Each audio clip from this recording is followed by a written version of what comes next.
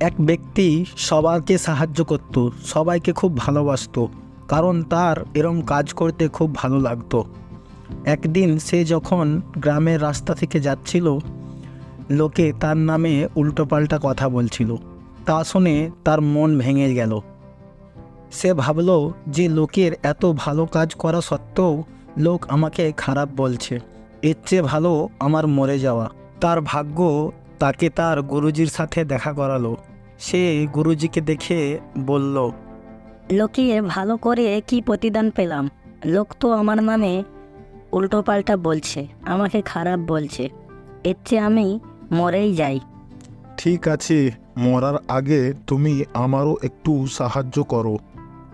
এই নাও, এই পাথরটা তোমায় দিলাম। এই পাথরটা তুমি 50 ব্যবসায়ীকে দেখিয়ে এর সঠিক দামটা তুমি বুঝে নাও, মূল্যটা জেনে নাও। কিন্তু তুমি এই পাথরটা কাউকে বিক্রি করবে না। প্রথমে সে সেই পাথরটি নিয়ে এক সবজিওয়ালার কাছে যায়। এই পাথরটি আমি বেচতে চাই, তুমি কি নিতে চাও? এটা কি পাথর? আমি এটা নিয়ে কি করব? আমি এটা নিতে পারবো না। আমি তোমাকে এর বদলে 1 কিলো সবজি দিতে পারি। সেই কথা শুনে সে ওখান থেকে চলে যায়। তারপরে সে এক কুমোরের কাছে যায়। আমি এই পাথরটি আপনাকে বেচতে চাই, আপনি কি নিতে চান এই পাথরটি? কুমোর পাথরটিকে ভালো করে দেখে সে বলে, যা পালা এখান থেকে। কোথা থেকে কি সব নিয়ে এসেছিস? এমন করে সে অনেক ব্যবসায়ীর কাছে যায়। কেউ বলে 100 টাকা এর দাম দেবো, কেউ বলে 200 টাকা দেব। সবশেষে সে এক সোনার দোকানে যায়। দোকানদারকে দেখে বলে, এই পাথরটা আমি তোমাকে বেচতে চাই, তুমি কি নেবে? সোনার দোকানদার পাথরটি ভালো করে দেখে বলে, আমার পুরো দোকান বিক্রি করে দিলেও আমি এই পাথরের দাম দিতে পারবো না। দোকানদারের কথা শুনে সে খুব আশ্চর্য হয়ে গেল।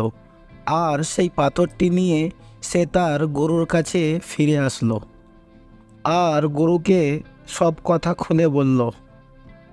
সব কথা শুনে গুরুজি বলল, আমি এই পাথরের মূল্য জানার জন্যই তোমাকে পাঠিয়েছিলাম, যা শুধুমাত্র সোনার দোকানদারই এর মূল্য দিয়েছিল।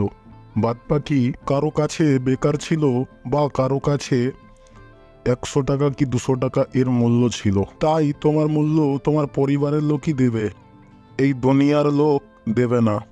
কাহানি থেকে শেখো, অন্য কাউকে সাহায্য করলে বা কারো ভালো কাজ করলে সেটার প্রশংসা বা তারিফের দরকার হয় না। আমাদের একে অপরকে সাহায্য করার দরকার আছে, কারণ এটা আমাদের কর্তব্য।